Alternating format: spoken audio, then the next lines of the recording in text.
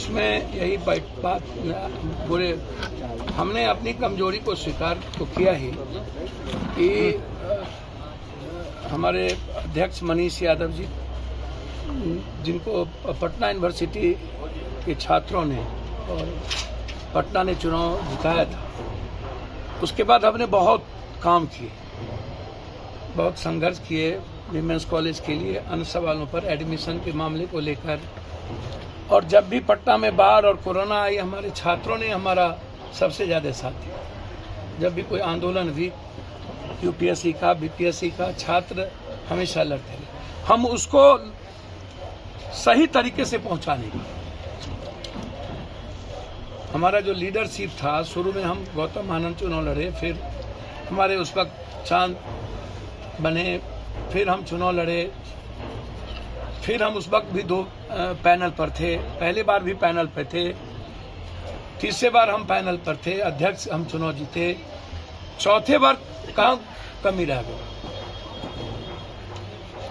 तो उसमें मैं मानता हूं कि संघर्ष हम नंबर 1 में रहे। छात्रों की आवाज हमने उठाई, छात्रों के काम करने में पीछे नहीं रहे। छात्रों के लिए आंदोलन सबसे ज्यादा जन अधिकार पार्टी ने किया, युवाओं के रोजगार पर सबसे ज्यादा जन अधिकार पार्टी ने किया। फिर कोई पार्टी आज तक सड़कों पर नहीं रहती है। जन अधिकार पार्टी के बाद कोई काम रहता है तो माले के बच्चे या लड़के कुछ रहते हैं, वामपंथी। इसके अलावा कोई पार्टी को मतलब आंदोलन से नहीं है। कोई पार्टी, सत्ताधारी पार्टी को तो मतलब ही नहीं है। और अब भी जो सत्ताधारी पार्टी चुनाव जीती है, वो छात्रों का कॉज क्या उठाएगा, सेमेस्टर का कॉज क्या उठाएगा, कोई एग्जामिनेशन का कॉज क्या उठाएगा, वो अपने सरकार के खिलाफ वो लड़ तो नहीं पाएंगे। वीमेंस कॉलेज में ही जदयू के चारों पैनल को इक्वल वोट क्यों आता है? क्या है? 5 पैनल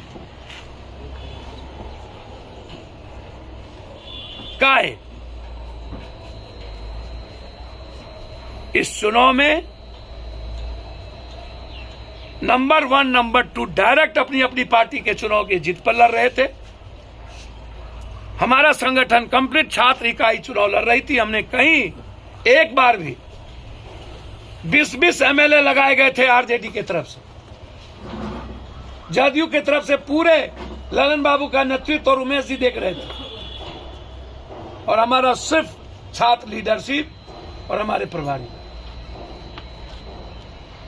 यह चुनाव विचारों का जीत नहीं है, यह सरकार प्रायोजित धन, साम, दाम, दंड भेद से, कल छल बल से जीता गया। हम इसको स्वीकार करते हैं कि हम हारे हैं। हम फिर छात्रों का विश्वास जीतेंगे। छात्रों के परिवार और सबके साथ हमारा व्यक्तिगत और पारिवारिक रिश्ता है। हम उस विश्वास के साथ पटना यूनिवर्सिटी के विचार और गौरव को वापस करें।